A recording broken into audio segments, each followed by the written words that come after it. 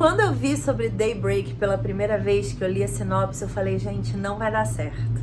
Depois, quando eu entendi o contexto da série e vi que era uma super homenagem a Day Off, que é Curtindo a Vida Doidado e tudo mais, a história do Ferris Bueller no cinema e tudo que ele significou para uma geração, eu fiquei, cara, perigoso demais. Tipo, não mexe com o Ferris, sabe? O Ferris, ele tá num potinho, no coração de todo mundo, não mexe com ele.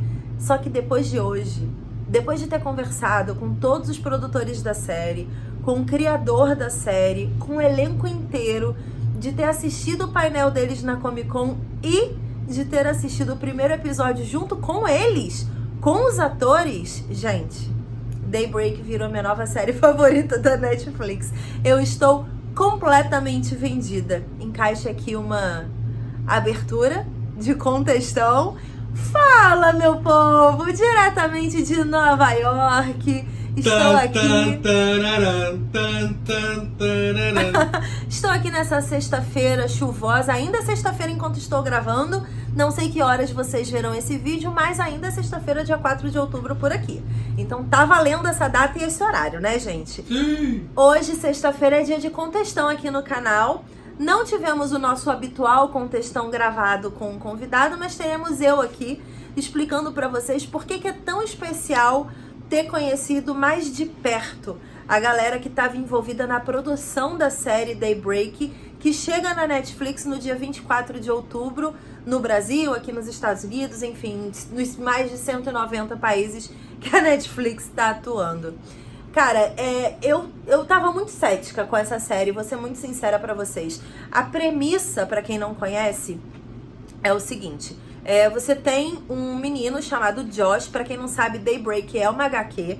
Inclusive, o criador da HQ tava hoje lá na Comic Con, todo feliz, que, sabe, a HQ dele virou uma série na Netflix. Como que esse ser humano não vai dormir feliz essa noite? Tadã. Óbvio que vai.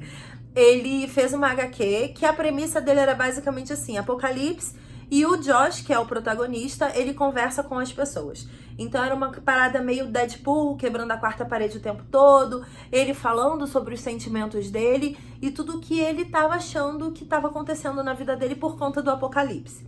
Aí o criador da série falou que a primeira vez que ele viu essa HQ, quer dizer, um dos produtores executivos, quando ele viu essa HQ, ele falou, cara, esse menino, Josh, ele é feliz no apocalipse.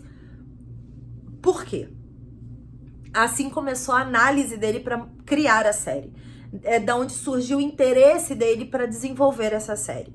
O Josh, ele é um adolescente como todos os outros que detesta o high school, ou o ensino médio, ou o ginásio. Não sei qual é exatamente a sua faixa etária, mas é aquele período ali dos 15 aos 18 anos, mais ou menos, da escola, em que todo mundo acha que é adulto demais, existem diversos grupos sociais divididos na escola e que você precisa se encaixar em algum deles.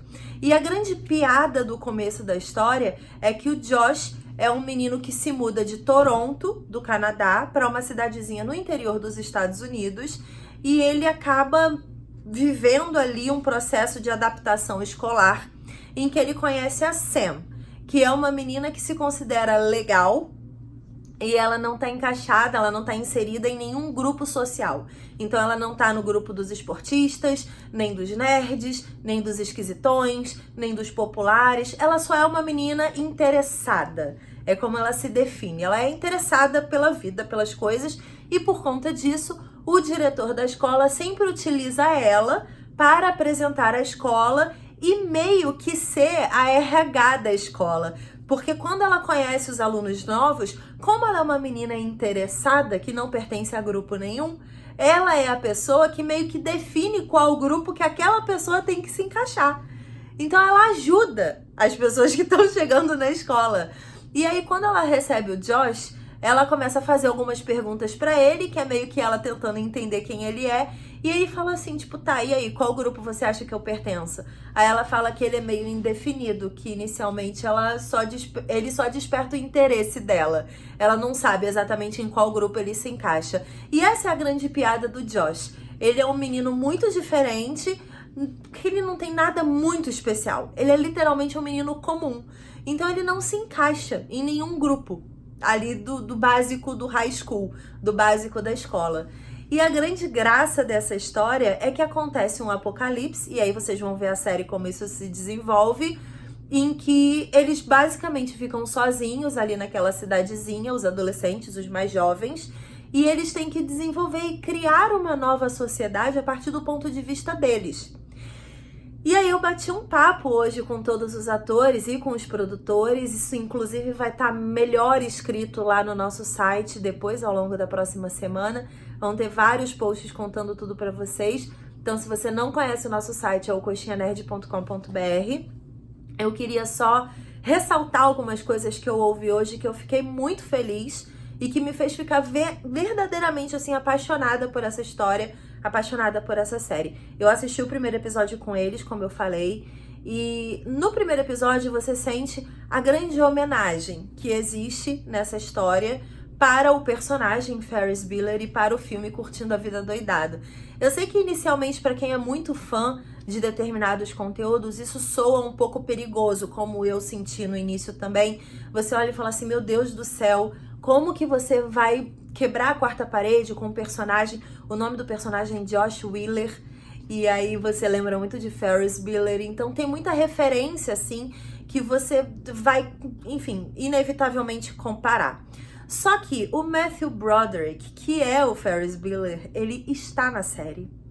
E dessa vez, ele é o diretor da escola. Eita! Então, o Ferris virou o diretor da escola. Claro que o nome dele não é Ferris, é outro personagem. Mas o personagem foi escrito pra ele.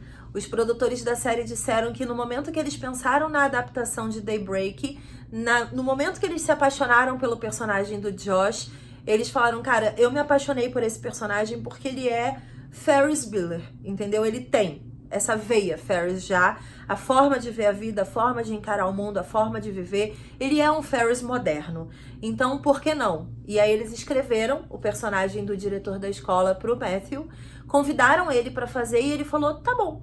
E eles ficaram tipo, what? Porque eles não acreditavam que ele fosse. O Matthew Broderick nunca fez uma série completa, ele nunca protagonizou uma série. Esse é o primeiro papel regular dele numa série feita com papel pra ele, assim. Isso é muito especial, tanto pra ele quanto pros criadores da história. E principalmente pro elenco, né, gente? Porque o elenco jovem tá protagonizando quase que uma nova aventura na vibe Ferris Bueller de ser. Então isso é muito especial pra todos eles também. E aí o próprio Matthew falou que pra ele foi muito incrível fazer enfim, ser escolhido, ser convidado pra fazer essa série, porque é uma forma dele se aproximar também de determinados conteúdos. Eu perguntei pra ele se ele gostava de conteúdos apocalípticos, e ele falou que ele gosta do dia depois de amanhã, mas aí ele falou, mas isso não é apocalíptico. Aí ele ficou pensando assim, ele falou, eu gosto de Apocalipse Now, mas isso também não é apocalíptico demais. Aí ele falou, eu gosto de Daybreak, porque Daybreak é o tipo de apocalipse que diverte a gente. E ao mesmo tempo faz a gente pensar. E aí depois eu entendi, conversando com todo mundo, com os atores e com os produtores também, eu entendi a sacada de Daybreak. O direcional dessa história, a grande sacada dessa história é a seguinte: ninguém gosta da escola, dessa fase do high school. Ninguém é feliz durante essa transição dos 15 aos 18 anos, porque você está tentando se encaixar, você se molda para fazer parte de algum grupo, para fazer parte de alguma coisa, para ser lembrado, para que as pessoas saibam que você existe na escola, para que seus professores saibam que você existe, para que você renda para os seus pais. Enfim, você se esforça demais pelos outros, pelos seus pais, pela escola, pelos amigos, pelo namorado, pela namorada. Você está sempre se doando, se dando e se moldando. Chega uma hora que passa pela cabeça de todo mundo, cara, eu faço parte do grupo dos nerds. Se reiniciasse, eu ainda faria parte do grupo dos nerds? Ou eu faço parte do grupo dos esportistas. Se reiniciasse o mundo, eu ainda faria parte desse grupo? Chega uma hora que todo mundo se questiona, todo mundo questiona os seus gostos e os seus valores. E essa é a ideia de Daybreak. O mundo deles reiniciou. Teve um apocalipse. E eles são agora capazes de escolher reiniciar a vida deles da forma que eles quiserem. E cada um decidiu ir por um caminho, às vezes ali, muito diferente do caminho que eles tinham antes.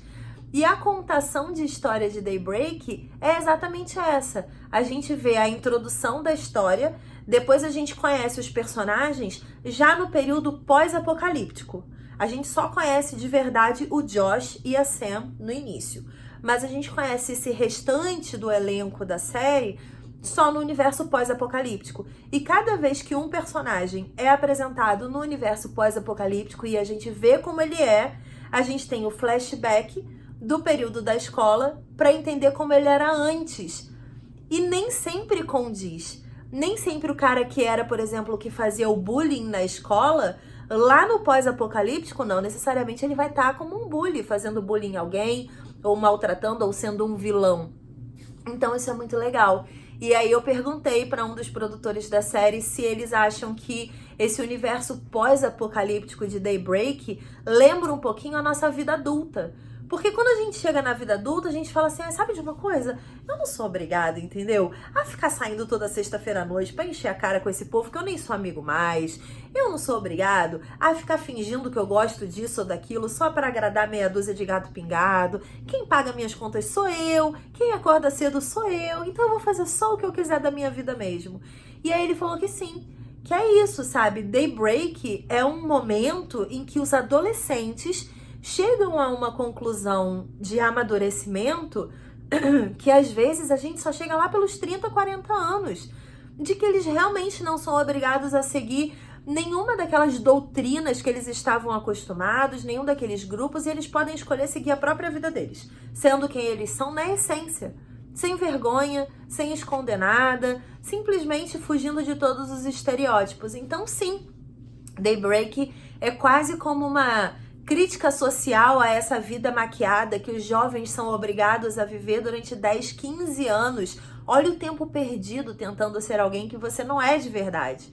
E os atores estão super engajados nessa mensagem, sabe? O menino que faz o Josh, o ator que faz o Josh, ele tá super feliz, primeiro porque ele tá representando o novo Ferris Bueller, o novo, sabe? Ele carrega esse estigma, não tem como não carregar. Ele é o Josh Wheeler, né? Ele é o cara que quebra a quarta parede e conta a história a partir do ponto de vista dele pra gente. E ele falou que é muito isso, assim, ele tem esse peso do Ferris junto com ele, é comparável, tem muito easter egg de Curtindo a Vida Doidado, quem é fã vai identificar, assim, nos primeiros 5 minutos de série, você já fica tipo, uau, Ferris Bueller Forever. É muito isso. Tem muita referência de cultura pop, The Walking Dead, Game of Thrones, Red, não sei o que, Redemption, qual é o nome daquele? Red Dead Redemption. Red Dead Redemption, que é um jogo também que tem apocalipse, enfim. Tem muita referência de cultura pop pipocando assim o tempo inteiro no filme, na série. Por quê? Porque a história de Daybreak é exatamente uma história contemporânea. Então é como se aquilo tudo ali estivesse acontecendo agora, no nosso tempo. Então todas as nossas referências são as referências dos personagens também. E isso torna a história muito mais crível pra gente, já que ela conversa com a nossa linguagem, com o nosso dia a dia e com o que a gente consome de conteúdo. Eu fiquei completamente apaixonada pelo conceito, pela história. Isso é uma coisa que eu tava até falando com o Panda. Às vezes, a gente recebe um conteúdo de entretenimento no nosso colo, seja ele uma série ou um filme, e a gente não sabe da onde veio aquilo ali, qual foi a ideia para aquilo ali ser produzido, o que os produtores pensaram, o que o criador da série pensou, o que esses atores pensam desses personagens, o que eles levaram deles para esses personagens para construir essa história. Por exemplo, tem uma professora, vocês vão ficar apaixonados por ela. Ela é incrível, a atriz é incrível, e aí ela tem um jeito peculiar na série. E uma das perguntas que foi feita para ela foi tipo, da onde saiu, assim, o que você colocou seu nessa personagem pra ela ser tão peculiar? Tipo, qual é a sua característica que você fala assim, tipo, só eu teria feito desse jeito? E aí ela contou uma curiosidade de que quando a agente dela ligou pra ela falando assim, olha, tá tendo um teste pra uma série da Netflix e você vai fazer uma personagem, aí falou mais ou menos lá as características, e eu queria que você fizesse um videozinho falando esse texto aqui da personagem. E essas aqui são as características dela. E ela tava comendo um potinho com pistaches, assim, ela tava, enfim, comendo pistaches em casa quando ela tava estudando isso. E ela falou que ela ligou o celular e ela tava cheia de pistache na boca e ela, enfim, entendeu como era a série, entendeu como era a personagem, entendeu as características. Ela falou assim, cara, sabe de uma coisa? Ela encheu a boca de pistache e ela fez a leitura da fala com pistache pulando pela boca dela, caindo assim. E aí, 3 dias depois, a agente dela devolveu pra ela a mensagem falando, tu tá dentro, tu passou e é isso aí, você vai ser a professora da série Daybreak da Netflix. E aí ela falou assim, gente, mas como assim? Você mandou aquele vídeo? Ela falou assim, mandei aquele vídeo. E inclusive eles disseram que agora eles adicionaram uma característica à personagem, de que ela está sempre com fome, de que ela tem uma gula absurda e você vai falar o tempo todo assim. Inclusive eles me mandaram uma mensagem falando assim, que ela fique sempre comendo alguma coisa o tempo inteiro no set de filmagem. Porque eles gostaram disso, da característica que foi uma besteira que ela inventou ali na hora. Então é uma série feita assim, a 4 mãos, só que na verdade são muitas mãos, porque sempre vai ter a mão do criador da história e dos próprios atores. Todos eles participaram muito do processo criativo para desenvolver essa história. E se você tem medo de ser talvez um reboot de Curtindo a Vida Doidado, perca esse medo. Tudo bom? É pra não ter medo. Perca esse medo, porque não é um reboot desse filme. É uma história completamente diferente. Tem os easter eggs, tem as homenagens, tem lá o nosso Matthew Broderick maravilhoso fazendo o diretor da escola, mas ainda assim é uma história completamente original. E eu acho que essa série tem o tempero certo que a Netflix já vem trazendo há muito tempo, de uma série de adolescente com uma comédia muito direta e muito, sabe, não é uma comédia difícil, é uma comédia para te distrair realmente, fazer você esquecer da vida e entrar naquele universo. O fato do Josh quebrar a quarta parede faz com que a gente entre numa imersão dessa história, então a gente vive o apocalipse junto com eles. Ao mesmo tempo, as referências que ele tem são as mesmas que a gente tem, então a gente vê muita coisa que a gente pensa. Quem nunca aí pensou, tipo, eu com certeza faria isso no apocalipse. Você vai poder ver... Gente, eu não me arrisco ao falar que 100% de vocês que estão aí do outro lado dessa tela vai se ver representado em Daybreak.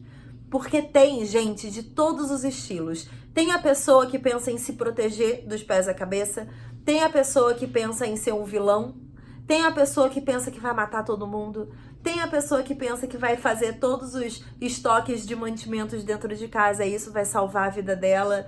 Tem todos os tipos de sobreviventes de um apocalipse e isso torna a série muito mais real e muito mais palpável. Enfim, vocês vão ver muito mais do que eu conversei com eles lá no nosso site, muito em breve. Eu vou fazer todas as matérias, provavelmente, nas próximas semanas, porque a série já estreia agora no dia 24 de outubro. Tadam. Fica a dica pra vocês, Daybreak é impagável e imperdível. Um dos produtores já disse hoje lá na entrevista que tá escrevendo os rolês aí de segunda temporada. Eita. Então já estamos aqui na torcida para que a série seja um super sucesso e ela caminhe realmente para uma continuação. Os personagens são poderosíssimos, os atores são fenomenais, sério. É um elenco de peso que a Netflix tem na mão, uma galera super dedicada, super feliz, super alinhada com o pensamento dos personagens. Eu fiquei mega animada. 24, então, Daybreak na sua Netflix.